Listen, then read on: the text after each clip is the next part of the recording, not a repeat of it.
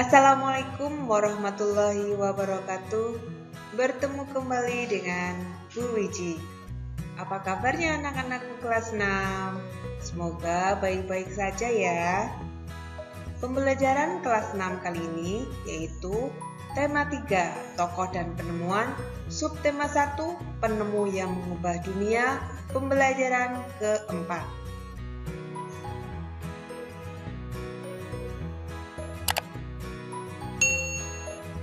Tujuan pembelajaran yang pertama, setelah siswa membaca teks, siswa mampu mengidentifikasi informasi teks eksplanasi dengan tepat. 2. Setelah berdiskusi, siswa dapat mengidentifikasi contoh manfaat hak dalam kehidupan sehari-hari dengan benar. 3. Setelah berdiskusi, siswa mampu menjelaskan pentingnya bertanggung jawab atas hak yang didapat secara rinci. Tahukah kamu siapa penemu bola lampu pijar? Bagaimana ia menemukannya? Sikap apa yang harus kita contoh darinya? Mari kita pelajari. Thomas Alva Edison, sang penemu bola lampu pijar. Pernahkah terbayang olehmu hidup tanpa penerangan? Setelah matahari terbenam, tentu akan sulit melakukan kegiatan di luar rumah karena lingkungan yang gelap gulita. Kegiatan di dalam rumah mungkin juga terbatas. Kita patut mensyukuri salah satu penemuan besar yang mengubah dunia. Penemuan bola lampu pijar oleh Thomas Alva Edison. Thomas Alva Edison lahir di Milan, Ohio pada tanggal 11 Februari 1847. Ia tidak pernah menyelesaikan pendidikan resmi di sekolah. Ia hanya sempat bersekolah selama 3 bulan. Edison diajar oleh ibunya di rumah. Walaupun tidak mendapat pendidikan formal, terlihat bahwa Edison memiliki rasa ingin tahu yang sangat tinggi. Di usia 11 tahun, Edison sudah dapat membuat telegraf sederhana. Di usia 12 tahun, ia memanfaatkan waktu luangnya untuk membaca literatur dan melakukan berbagai percobaan. Pada tahun 1861, ia dapat mencetak koran. Koran terbitannya Weekly Herald, laris terjual.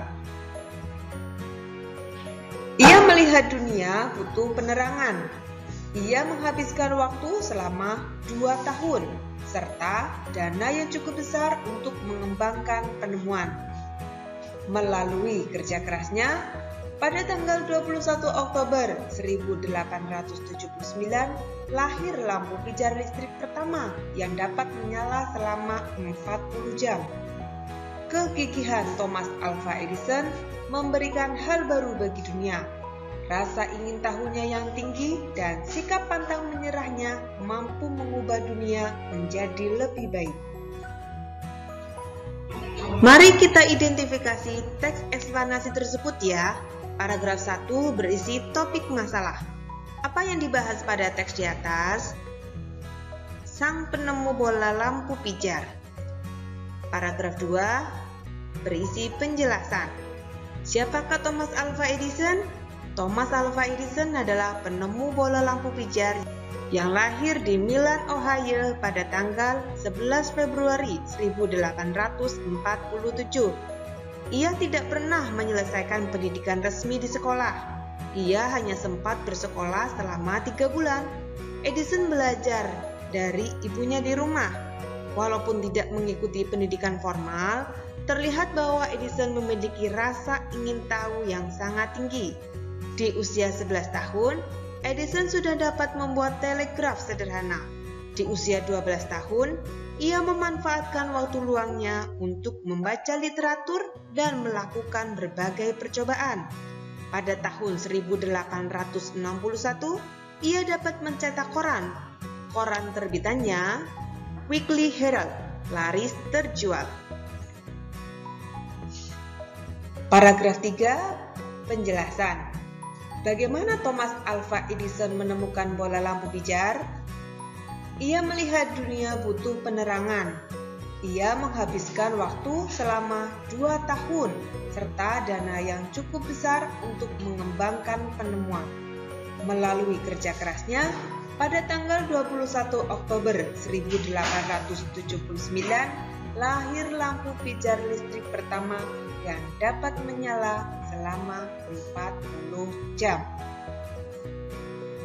Thomas Alva Edison tidak pernah menyerah walaupun sering mengalami kegagalan. Bagaimana dengan kamu? Apa yang kamu lakukan ketika kamu gagal? Ya, seharusnya kamu tidak pantang menyerah ya. Berikutnya, silakan disimak. Lampu belajar hadiah dari ayah. Setiap malam hari, pukul 19 sampai 20, Siti dan adiknya selalu belajar. Mereka belajar dengan menggunakan lampu belajar. Lampu belajar itu adalah hadiah dari ayah 6 bulan yang lalu. Ayah memberikan lampu belajar kepada Siti dan adiknya supaya mereka giat belajar. Siti selalu menjaga lampu belajar miliknya. Ia mematikan ketika sudah selesai digunakan. Ia juga membersihkannya jika kotor. Sampai saat ini, lampu belajar Siti masih dapat digunakan dengan baik. Siti terlihat nyaman saat belajar. Berbeda dengan adik Siti yang selalu mengeluh ketika belajar. Lampu belajarnya rusak. Lampu belajarnya rusak karena sering tidak dimatikan. Terlihat juga banyak kotoran yang menempel karena jarang dibersihkan. Ayah berpesan kepada Siti dan adiknya untuk merawat barang-barang mereka. Barang-barang yang dirawat dengan baik tidak mudah rusak. Hal ini membuat barang-barang tersebut dapat dimanfaatkan dalam waktu yang lama. Berdasarkan teks, diskusikan pertanyaan berikut ya. 1. Apakah hak yang didapatkan oleh Siti? Hak yang didapatkan Siti yaitu hak untuk menggunakan lampu belajar. 2. Apakah hak yang didapatkan oleh adik Siti? Hak yang didapatkan oleh adik Siti yaitu hak menggunakan lampu belajar. 3. Apakah Siti telah menggunakan haknya dengan tanggung jawab? Ya, sudah. 4. Apakah adik Siti telah menggunakan haknya dengan tanggung jawab? Belum. 5. Apa manfaatnya ketika kita menggunakan hak kita dengan tanggung jawab? Kita dapat memanfaatkan barang tersebut dalam jangka waktu yang lama. Amatilah benda-benda yang menjadi hakmu. Apakah kamu telah menggunakannya dengan tanggung jawab? Isikan pada tabel berikut. Ini salah satu contoh dari Bu Guru ya. Contoh benda, sandal. Bagaimana kamu menggunakannya? Tentu menggunakannya dengan baik ya. Bagaimana kamu merawatnya?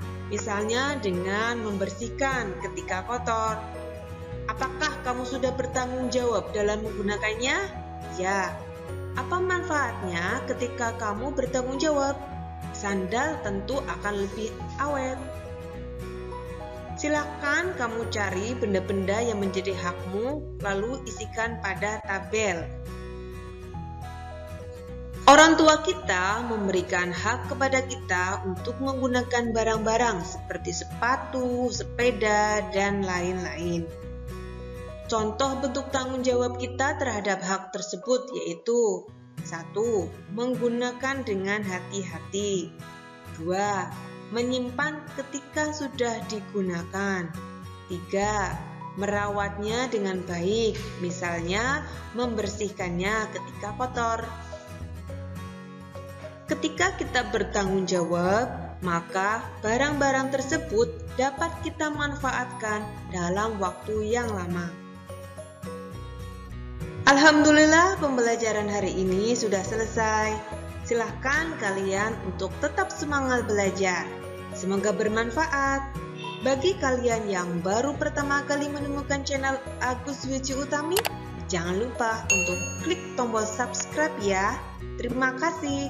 Wassalamualaikum warahmatullahi wabarakatuh.